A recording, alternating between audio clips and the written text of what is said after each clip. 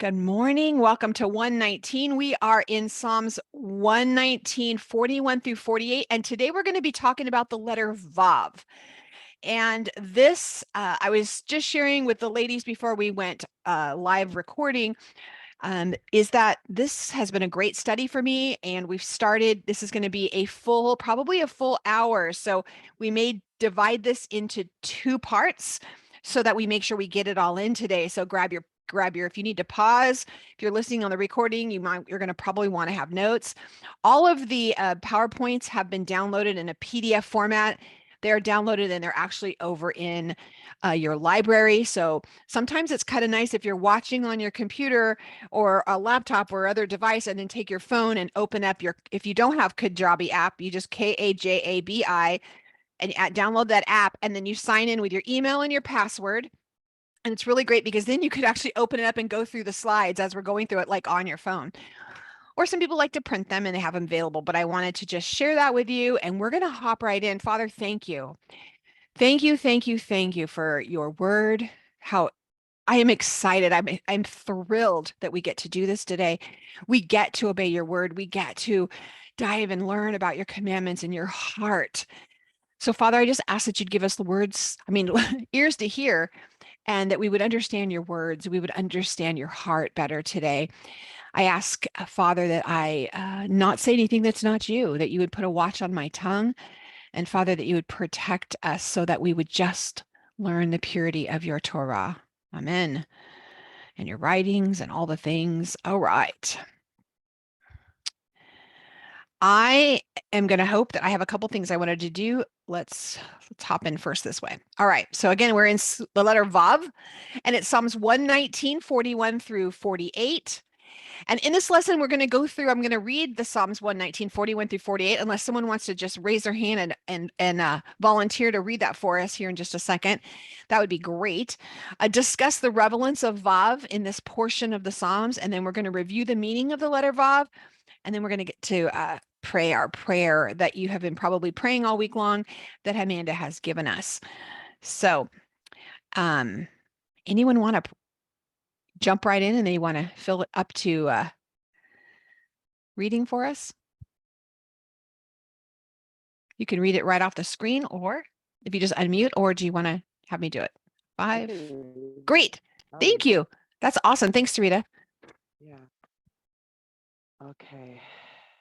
Let your loving kindness also come to me, Yahweh, your salvation, according to your word. So I will have an answer for him who reproaches me, for I trust in your word. Don't snatch the word of truth out of my mouth, for I put my hope in your ordinances. So I will obey your law continually, forever and ever. I will walk in liberty, for I have sought your precepts. I will also speak of your statutes before kings and will not be disappointed. I will delight myself in your commandments because I love them. I reach out my hand for your commandments, which I love. I will meditate on your statutes. Thank you. This is going to be great today, especially this lower part. Is once we get through the first part of this section, the first 4 verses or so, and then we come down to this about delight and about how we're just loving the commandments. So I'm looking forward to this part. So I'm going to actually, let's see if it'll work. Oh, I thought it might not. So let me stop the share real quick. That share, because I thought that might happen, and I'm going to share it this way.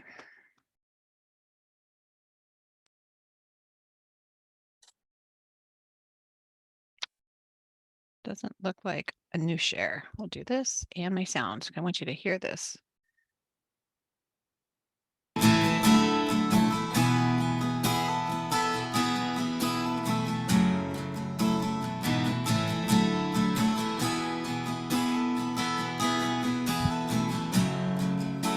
Let your mercies come also to me, O Lord, your salvation according to your word. So shall I have an answer for him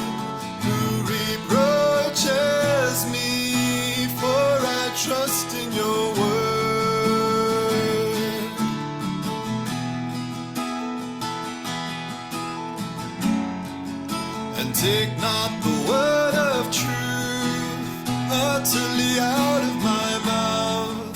For I have hoped in your ordinances, so shall I keep your law continually, forever and ever.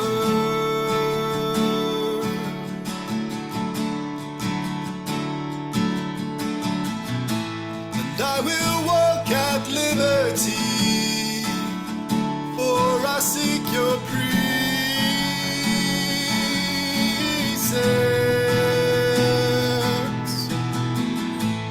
I will speak of your testimonies,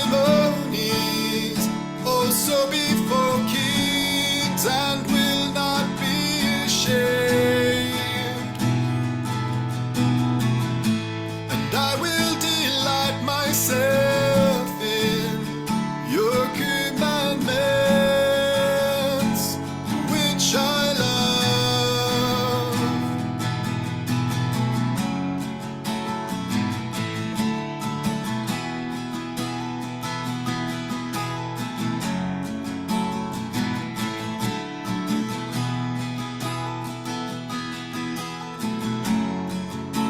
My hands also I will lift up to your commandments, which I love.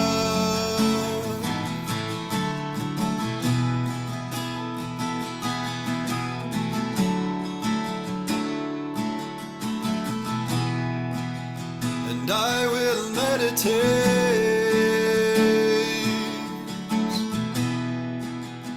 on your statutes.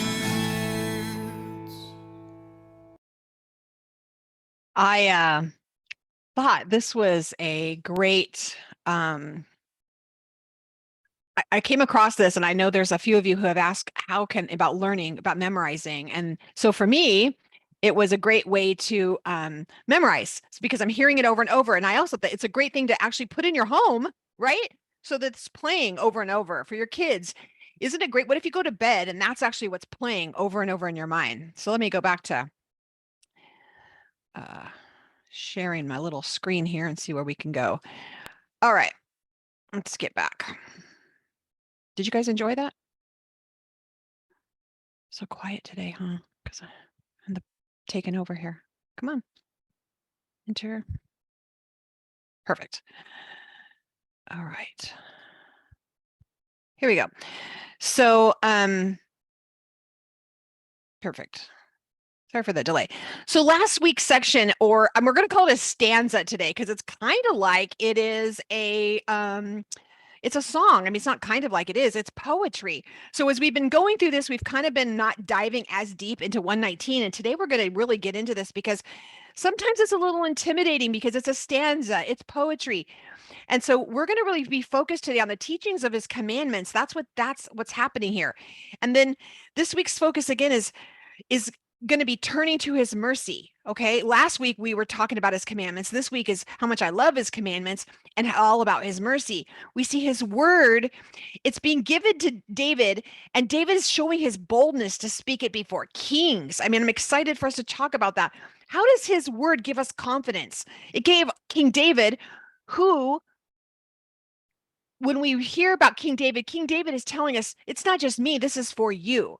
King David gave us boldness.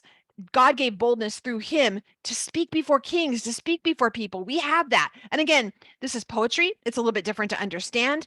And this is teaching today is going to be a little colored through my own personal prism. The letter is specific, and it's important to understand for this whole entire section. I mean, not that each one isn't, but in this particular one, I'm going to intermingle talking about 119 and Vav, and then we're going to end up really talking a little bit more about some special things about the letter Vav. But Vav takes the place in this situation of the word and it's kind of odd. I mean, especially if you're an English person, if you're a lot of you are homeschooling, you would not teach your children to start a sentence with the word and, right? It would be like, no, we have to find another word. We don't start that. And These are the ordinance. That's how this start. And is the continuation. So we should be asking ourselves, so what came first? What came before the and? And we saw that in that and these are the ordinances. That's in Exodus. It starts out with and. We should have asked ourselves, well, and what? And from where?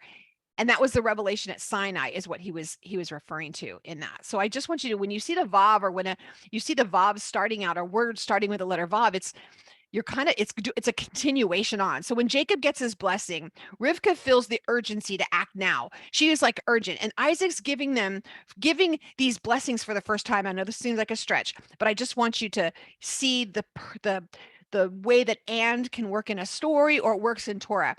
The blessing then begins with a Vav, which is strange because he starts right around with and the might and the Almighty will give you. Well, that's really strange. Again, first of all, it's not proper English for us to start with and the Almighty will give you. But it seems incomplete, right? He's saying, and the Almighty will give you. If we're reading this in English, which I don't think they don't add the and because it wouldn't be proper in King James, but that's the way it's said in Hebrew. And so this is a setting that we have to understand, that word, it's setting into motion for the future. It's not saying right this second. We have to understand that when Vav is starting out something, it's perpetuating something, it's setting it into motion for the future. And then this is going to happen. You can think about, oh, and then you're going to do this, meaning you haven't gotten there and that hasn't happened yet. So when David is talking, when he's writing this psalm, we're going to, for today's purposes, we're going to make the assumption that this is from David, since he's talking about standing before kings and talking before kings, is that he's talking not only, again, he's perpetuating this for us. This blessing, this part is starting out with and the Almighty will give you. That was for Jacob when he's getting the blessing, giving his blessing out. But I want when Isaac is giving it to when Isaac is giving the blessing to Jacob. Okay, I'll get my tongue wrapped around this. We see that this is what's happening here, and the Almighty will give you. We look at our verses today and it's saying, it's starting with and may we know that your loving kindness comes with us, and your loving kindness is coming. I want you to think of this as, this is for me. That's what I'm trying to say. He is setting this up. He's setting it into motion, not for the future of just King David or the psalmist. He's setting this in motion for you. This is your inheritance. This is something he is given to you. And this is a new idea that can be heralded in a word started with Vav. So whenever you see Vav starting, it's saying this is a new idea, and it can be heralded because of this word Vav. So when we start at the start of 41, it says, and your loving kindness shall come to me. We're not asking for one time, but it's an ongoing process. That's the other thing about the way that the Vav works in this verse 41, or in all of these verses. It's an ongoing process. And it's not just for him. Again, it's for us, so that we can access the Holy One's blessings. We ask for continuous kindness and blessing. And this continues through the entirety, again, of this section. In verse 41, let's continue on this. Is David praying for kindness and salvation, or are they the same thing? When we look at it, he's saying, I'm praying for kindness, I'm praying for salvation. Are they different? That's a question I want you to ask yourself. Are these two different things, or are they the same thing? We could ask in David's voice. So what are we asking for? And I looked this up, and Rashi considers it the same thing. And I'm thinking of Dr. Al Wine. She'll say, is it two different things? And the answer is yes. Is it one thing? Yes. So the answer is yes. It is two different things, but it is also one and the same. He says, your kindness will come to me and I will be saved. Because of one, I'm going to have the other, but I'm also going to have both, if that makes sense. So I want to give you just an idea. When I was reading, what is your salvation? Your salvation is going to come to me. And I think one of the things most of us have come through the funnel of through traditional Christianity or an evangelical background, and we have a perceived notion of what is salvation. And when I ask that question right now, I'm sure that many of you are going to say, if I said, what is salvation? I'll say most of the time, including myself, in the past would be salvation is Yeshua died on the cross and he rose again, and now I can live eternity in heaven. That's my salvation. He has went to the cross to save me. So that's my salvation. I want to give you another perspective of salvation. I'm not dismissing that notion, but I want to give you salvation from a Hebraic, or in this case, I wrote in Judaism, but it is a Hebraic perception of what salvation is.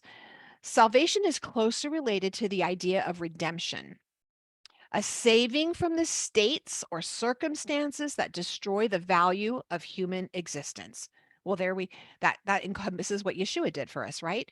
He saved us from the circumstances that destroy the value of our human existence. But it's more than that. We know that because he was HaTorah, the Torah actually saves us from the state or the circumstances that can destroy the value of our human existence. God, as a universal spirit and the creator of the world, is the source of all salvation for humanity. And this is again from Wikipedia, provided an individual honors when they honor God by observing his precepts. This is what David is speaking of. He's looking forward to Mashiach because they're waiting for the Savior, right? But he's thinking right now, God, right now, you are the creator of this whole world. You are the one who can save me in this world from the state and the circumstances that destroy my value, my family's value, my congregation's value. And let's bring in a little bit about Vav in this. Vav must come to a point. You can see on the way that this is written. Let's see if my little guy will. If you can see right here at the bottom of Vav, there we go. Right there, it comes to a point. Vav must come to a point to indicate that Messiah will come all the way and touch the earth. And we need to see ourselves in the history of this letter. We need to see ourselves as becoming a Vav. We are the ones touching the earth. We are the ones bringing that salvation to the earth. That's the good news, that the kingdom is here. We know that it's not just the kingdom is, we sometimes are so heavenly minded about getting out of here. We forget that the kingdom is here. We are here. We are tabernacling among the people because we are the tabernacle of the Holy Spirit. He abides in us. So we are touching the earth. We are the one connecting. You're going to hear Vav used as the word connector. It is the one that connects it. That's us. We get to reach our hand up and grab on and touch the earth, grab onto him, and then have our feet touching the earth. We are the reciprocates of the promises of our ancestors. And I'm just reiterating this over and over. This wasn't just for the psalmist. This is for you. It's for me, that we get to have these promises as well. So in this verse, I'm going to open up. If you guys are already in Psalms 119, I probably wasn't smart enough to tag it in my Bible. Swap over here, and it starts in again in 41. Let me see where this. And he says, "Let also come to me." When he's telling you that I want to. This word is vibouni, and yeah, let's try to say that vibouni. And you'll see it in your verses. It'll just say bow. If you look in the Blue Letter Bible, it'll have this whole thing in there, but it'll just say bow. But it's interesting because the whole word, as you can see up here, it starts with a vav. It starts with a vav right here. I've kind of broken it out a little bit. Vibo uni.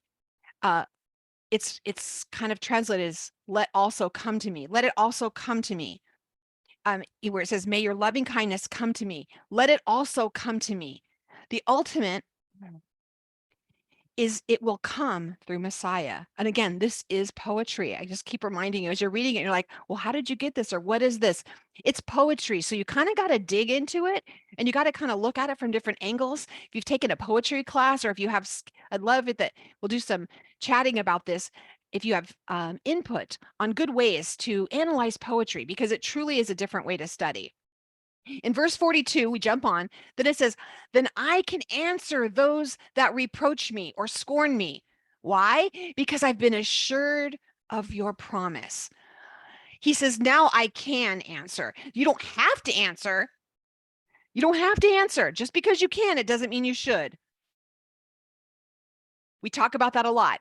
is this something that needs to be said? Is now the time that I need to say it? And am I the one who needs to say it? So just because you can, or just because he can do it, he's not saying that he has to answer. Now I do answer. He says, now I can answer. If you have the answer, you don't care what others say. Have you ever noticed that? If you actually can answer something, it's not like you can answer it. And if you have the security and the confidence that we're talking about in this section, you are so connected to him and you have the assurance of that you don't have to be heard. You don't have to have to say, you don't care what other people are saying. They could be saying all kinds of crazy stuff and you're not offended by it because you have the answer. You are confident in that answer. In verse 43, then it says, don't take your word from my mouth. See, anything that comes from my mouth must align with your word, God. Vav is connected to truth. So he's saying, my mouth is so connected with you. I am connected with you that I don't want anything that comes out of my mouth not to be connected with you.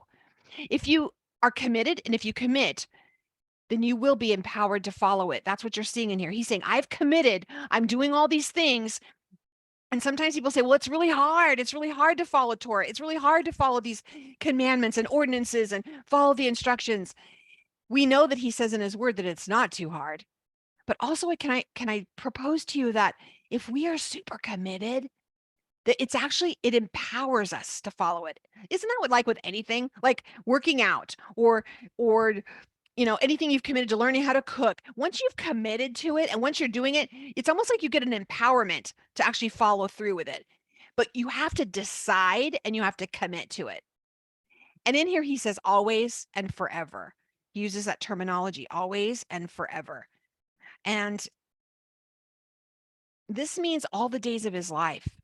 And not just here, but also into eternity. And when I was listening to a rabbi teaching on this, he was saying, this isn't just about him and being empowered in this moment. He's actually talking about everything that you're learning right now, everything. And I'm going to say you, it's not David talking about himself. This is you. Everything that you're empowered with right now, everything you're learning right now will take you into eternity, into the afterlife. It isn't just about what you do here. It's everything you're doing is preparing you also for the afterlife. So what we do in this world actually connects us to what's happening in the next. Isn't that cool? With the Vav, what we're doing here, he's saying it's connecting me forever to his ordinances. And he says, and then I will walk. And we're going to spend a minute on this one. And then I will walk. Ve'ethalakha. And it's interesting because it comes out as halak in the Hebrew. That's the word up at the top. And this is the root, halak. And Ethalka is connected to halakha, and I'm not going to get into that, but I'm just going to give you, for those of you who are interested in going and running after something, you can see there is a connection that when you're actually walking, making halakha, when you're doing, there's a connection to that whole concept. It is something that everyone can get inspired from. This is a word that as you're walking, you're inspiring others because they are walking your walk. Haven't we said that all? Ooh, I'm inspired by his walk. I'm inspired by what he's doing. This is a walk, not just, he says, the way that with the word walk, I think I heard it once interpreted, and then I will walk like on the boardwalk in freedom. Like I'm going to walk in total freedom. This is a way of walking your life. This is a way of walking through concepts where you actually inspire others. And this is the kind of a walk of freedom in this walk that the way that this is translated, excuse me, actually through in a Hebraic concept is this is actually something so easy that you can just pick it up in the marketplace. If you're committed and you get it, it's a walk that people will see you, that you can actually give it coming and going. A note that Rashi says, he says, there is a time to be confident and a time to be cautious. And I want to just share that because as you're walking, as you know the answers, as you are confident in the answers because of your study, because of your commitment, there is a time for you to be confident for sure. Because when you're asked something, you want to portray the confidence in your walk that inspires others to know the truth. And then there's a time to be cautious. Do I speak now? Do I not speak now? Is this the right answer? Father, let it be your words. We want to walk the pathways without anxiety or fear, but with confidence. As I was going through this over and over, felt like he was saying, the Vav and this section was a secret remedy to anxiety and fear, because it isn't just a walk, but it's how I study Torah. It's how this is all about this walk. As we walk in it, it reduces our fear and our anxieties because of the confidence that it's building in us. So how do we walk in comfort with Torah? Well, you study your Torah. Well, that seems simple. It's not that simple, right? Sometimes it's hard. I'm busy. I don't have a lot, or I'm listening to others. But if we get into it, I can tell you that just in the time spent studying just this section out in the last few days, my confidence and my peace and my lack of fear and anxiety dramatically went away. And I would love to hear your comments, whether you're watching later, whether you're here on the chat. I want to hear, have you noticed that? Have you noticed that the more you walk in his Torah, the more that you walk in the freedom of it, the more that you study it, commit it to your heart and your mind, do you notice that things are fleeing off of you? That confidence causes you to think more clearly, causes you to be able to make decisions better. Again, he's saying, I could stand before kings. This is a poem. So this is saying I can confidently answer things and do things. I'm confident enough that it doesn't matter who I'm going to. They could be a king and I could stand before them. And because of his Torah, I can stand in that. You have perfect, confident walk with ease when you're rooted in Torah and living that holy life. Okay, this is all about walking without anxiety. He is not afraid to go into the marketplace and be influenced. When he's saying that I can go and I can walk, he's saying that I'm not going to be influenced by others. I'm not going to be influenced by the spirit around me. I'm not going to be influenced by the things all around me, that the other beliefs, the other things that are happening. Those are not going to influence me because I am rooted, because I know his Torah. My mind is always focused on how to make the situation align with what the Father is saying, because a positive influence, you are a positive influence, so you aren't influenced. Does that make sense? Because you are a positive influence, because people are influenced and they're inspired by you, you're not easily influenced. And I want to give you a story about kosher salt just because it's random. We're talking about with the way when kosher is when meat is being prepared in a kosher home, and I don't think any of us do that here, but the process of preparing meat and it being kosher is a lot. And so bringing up, say, a chicken, for example, this chicken, you would have a chicken, it would be, I won't go through the process before it gets to the house, but once it's at the house, it's ready for processing. It's there. It is, there's a board with a bunch of holes on it. You would have it in your sink, and then you would put kosher salt. And it's actually coarse salt. It's not kosher, by the way. The salt is not kosher, fun fact. It's actually, this coarse salt causes a koshering effect to the chicken or to the meat, because what it does is when you rub it all over it, it will draw the blood out of the chicken. So, I mean, that process alone will preach, right? The salt, that coarse salt. Now, if you used fine salt, it would just soak into the chicken, but you have to use this coarse salt, which now they call it kosher salt because it's what's used to kosher, we'll say meat or chicken in this case. So you put it all over, and usually within 18 minutes, it's getting the blood out, because while this meat, it's drawing the blood out of the meat. And while this meat is expelling the blood, it is not absorbing it. It's not absorbing the salt. It's not absorbing the blood back into it. It's actually in a process of expelling it.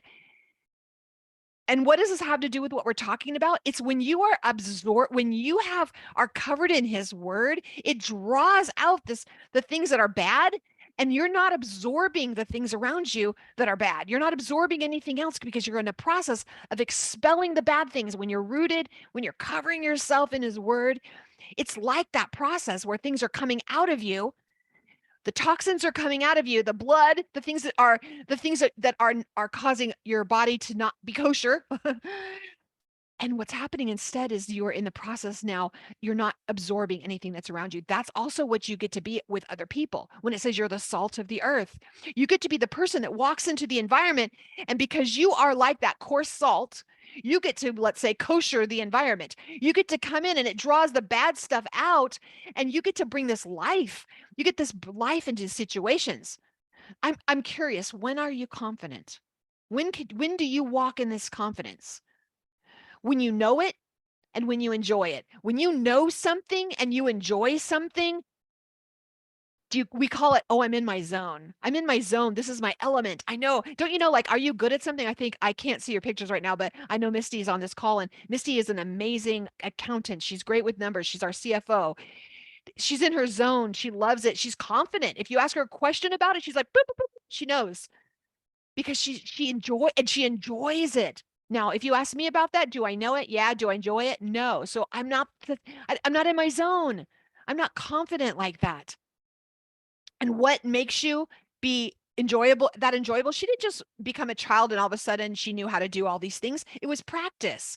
It was learning. It was growing in her skill. Lots of skill development, lots of growth. And practice, by the way, makes progress, not perfection. You constantly progress in that confidence. What will it take for me to be? What will it take to be like when Messiah returns? What will it be like? Ugh, I'll reread this. What will it be like when Messiah returns? Will we all be walking in that confidence because we're so rooted in him and we're so rooted in his word? When he returns, will we walk in that confidence?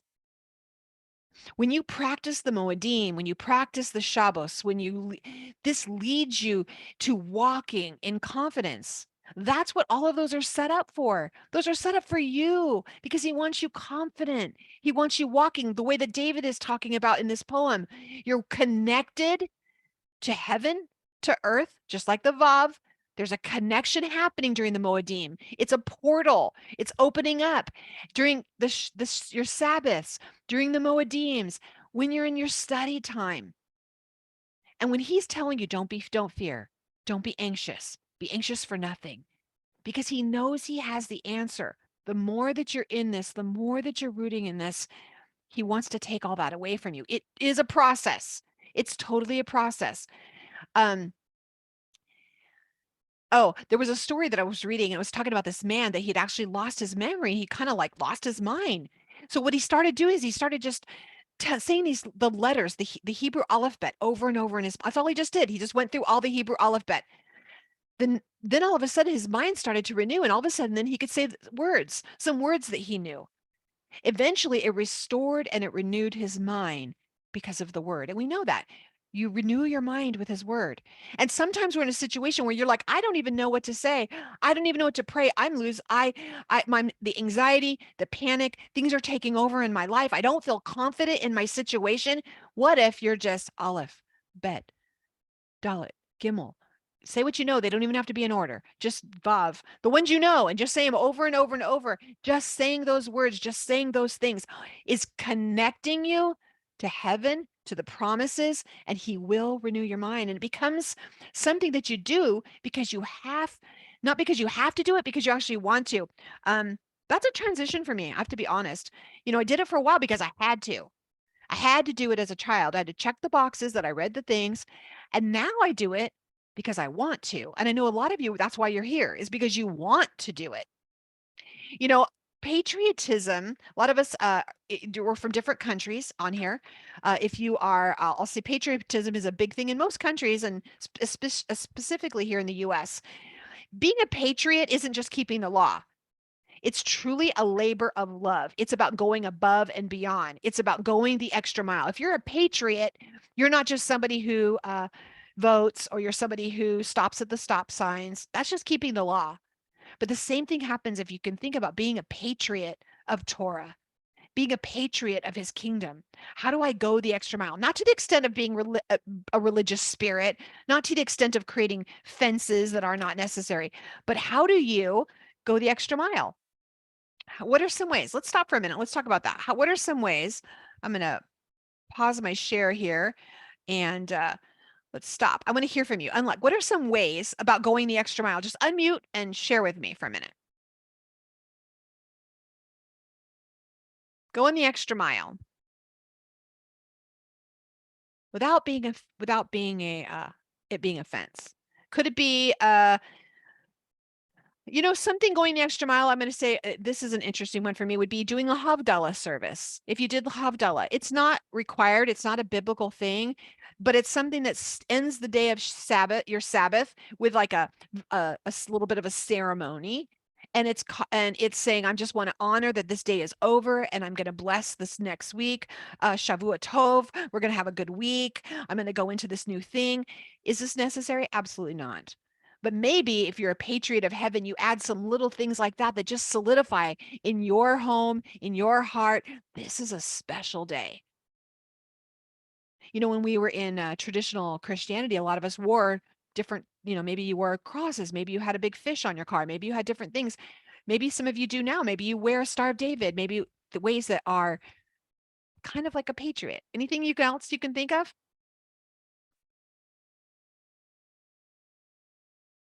There we go. Anything else? You don't have to raise your hand. If you're raising your hand, just unmute. Okay, well, we'll just keep on going. Let's go back to where we left off. Okay.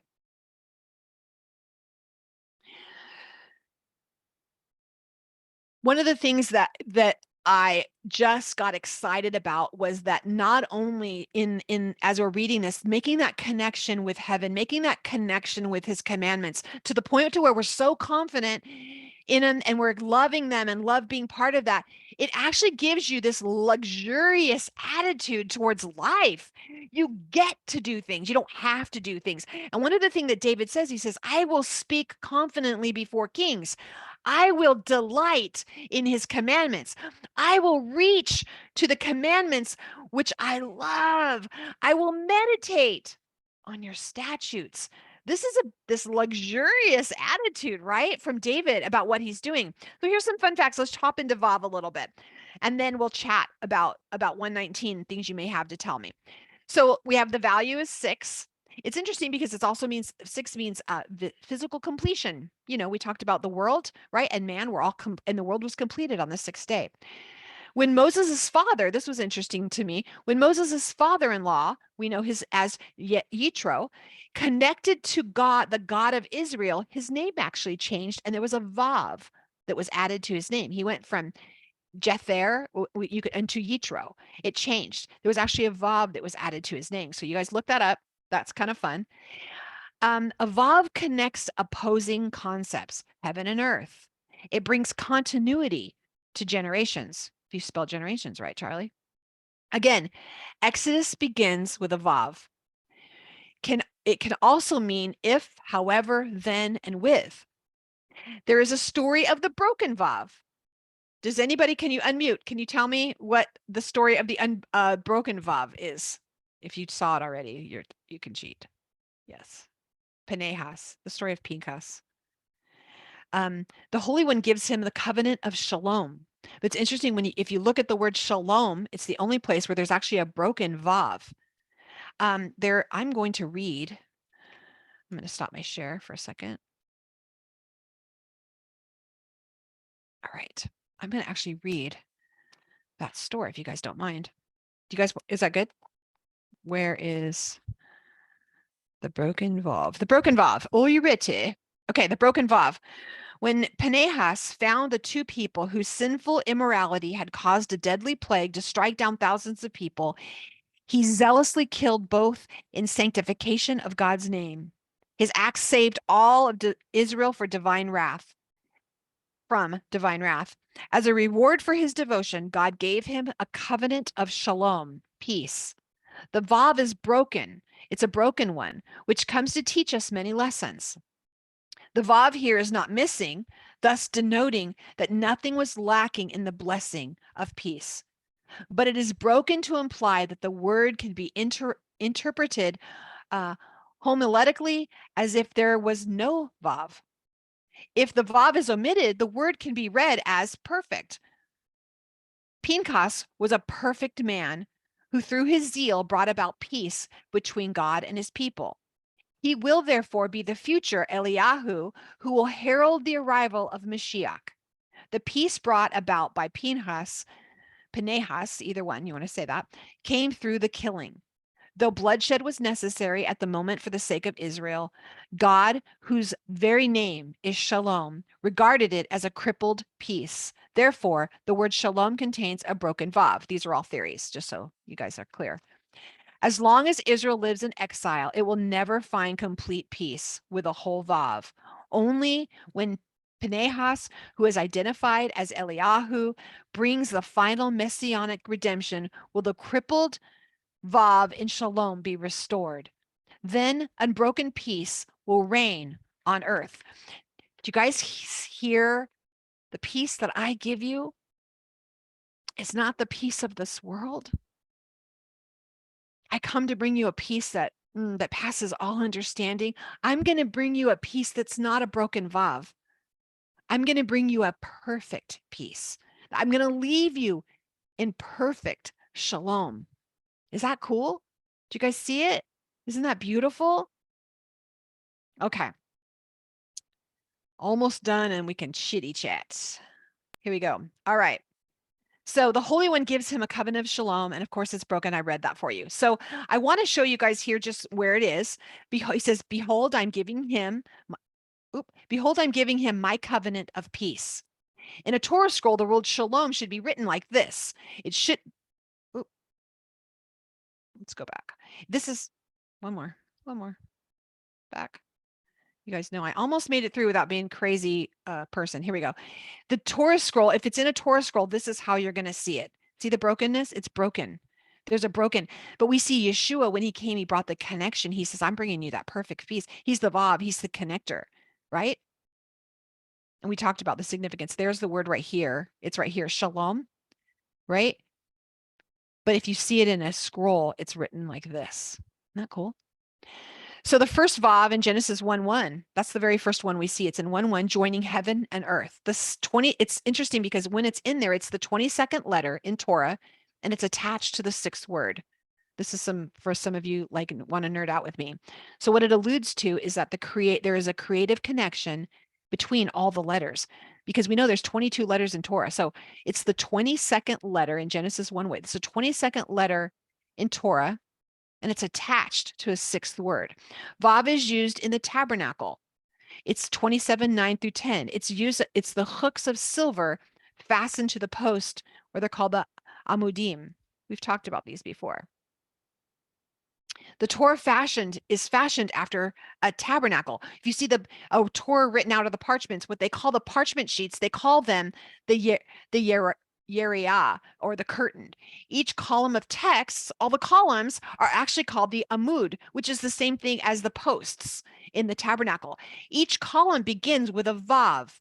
Each column if you look at a Torah, a written Torah, at the beginning of each of the columns, it begins with a vav, and they call it the hook because it's going to hook it to the next parchment. It's like the tabernacle of those hooks, those vavs that were connecting the curtain to the rods, to the posts. So, random fact, the meaning of the letter is a hook or a nail. So, I'm just throwing this out there because it was kind of fun. 3 nails in Yeshua, 2 hands, one in his feet, a vav, and a vav. Each one means 6. Isn't that interesting? I just throw that out there as random information, not a theory, not anything. It was just he connected in our mind, body, and spirit. We can see the 3 places in he's connected all the things, our mind, our body, and our soul. He connects us. He connected us to heaven. Yeshua completed the work in 6 hours. He connected all the things us to heaven and earth in 6 hours. That should say Matthew, not March. In Leviticus 11:42, there is actually an oversized vav, which marks the center of the entire Torah. An oversized Torah, you can see this here. You guys can see the sentence, they call it the belly. There's the sentence, starts here, right? It goes this way, and then there's your oversized vav. And it's actually marking the very center. Do you guys want to know you guys know what that verse is? 11:42? I'm going to stop my sharing. Someone look it up, 11:42. Leviticus 11:42. It's the very center of the Torah. And tell me what that's about. It's kind of interesting. If you're wondering, like, if you're my friends, all of us who love the chiasms, what is that all about? Very cool.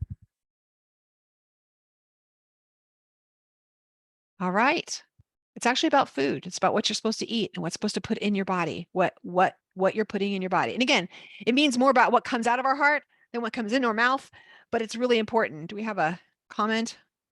All right, perfect. Thanks, Amanda. Whatsoever goeth into the belly have to move my little things because I can't see. Whatsoever goes into the upon the belly, and whatsoever goeth upon all four, or whatsoever hath more feet among all creeping things that creep upon the earth, that ye shall not eat, for they are an abomination. Is it interesting that it is important enough that it's the chiasm? It's right in the very center, and in the middle of that, there's something in there. So I would recommend that would be a verse that you go through and dissect it and do word studies and letter studies and say, Father, what are you trying to show us here? It's right in the middle of Torah, because that's what I'm going to do. It's right in the middle. And there's an over exaggerated Vav in there. So there's a major connection here of some kind. This is connected to something. It's that important that it's something is sticking out. Again, you're not going to probably see that. And I should have grabbed my uh grab it and see. Someone check your Bibles if you have one that has a transliteration, or if you have Hebrew in there, check and see. If you have a Chumash, check and see if it shows an over exaggerated Vav in there. So I am going to stop. We're going to stop here, and we're going to do Q&A. We'll do this as a second, not Q&A, but we're going to do our discussion. But so that we keep the video manageable, I'm going to go ahead and stop.